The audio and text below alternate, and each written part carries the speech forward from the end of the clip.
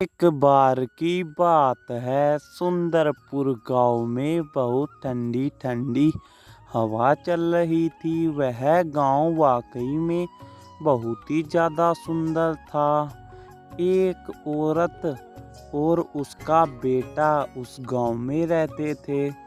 उस बेटे के पापा बहुत दिन पहले एक बीमारी की वजह से गुजर गए। बेटा सो जाओ, दोपहरी हो रही है। वह सो जाते हैं, लेकिन उसके गांव की एक औरत आके वहां से उस बच्चे को ले जाती है। अरे मेरा रामू बेटा कहाँ गया?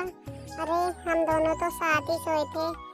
मेरा रामू बेटा ही मेरा सहारा है, अन्यथा मेरे पास अब कोई भी सहारा नहीं है। मेरे पति देव भी पहले गुजर गए थे। वह दोनों राजमहल के बाहर पहुंच जाते हैं।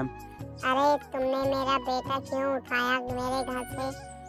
अरे सुन, ये बच्चा मेरा है, ये बच्चा तेरा नहीं है। चलो राजमहल में चलो, वहीं फैसला होगा। अरे सेठ जी देख लो, यह औरत मेरे पे बिना वजह शक कर रही है।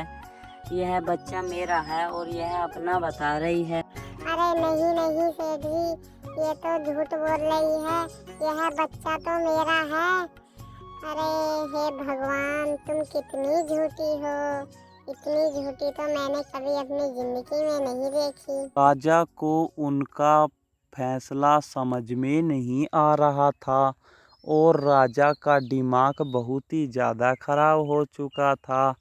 वह तलवार निकालता है और कहता है, अरे सुनो, अगर तुम्हारी इतनी ही जिद है तो मैं इस बच्चे को बीच में से काट देता हूँ।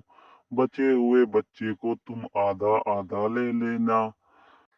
अरे सेठ जी, आप बिल्कुल इस बच्चे को बीच में से काट दो, हम दोनों आधा आधा ले लेंगे। लेकिन सुषमा बहुत ही ज़्यादा परेशानी में पड़ जाती है, क्योंकि वह बच्चा उसका था।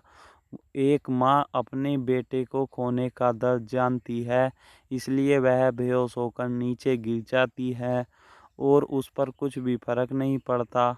राजा भी समझ जाता है यह बच्चा इसका ही है, क्योंकि जब बच्चे को दो टुकड़ों में काटने की बात कही तो जो असली माँ है वह दर्द के मारे उठ पड़ी और बेहोश होकर नीचे गिर गई। इसी तरह से राजा पता लगा लेता है कि यह बच्चा इसका है। तो दोस्तों, इस कहानी से हमें यह सीख मिलती है, माँ तो माँ होती है। माँ जैसा इस संसार में कोई भी नहीं होता। माँ अपने बच्चे के लिए कुछ भी कर सकती है। वीडियो अच्छी लगी हो तो एक लाइक ज़रूर करना।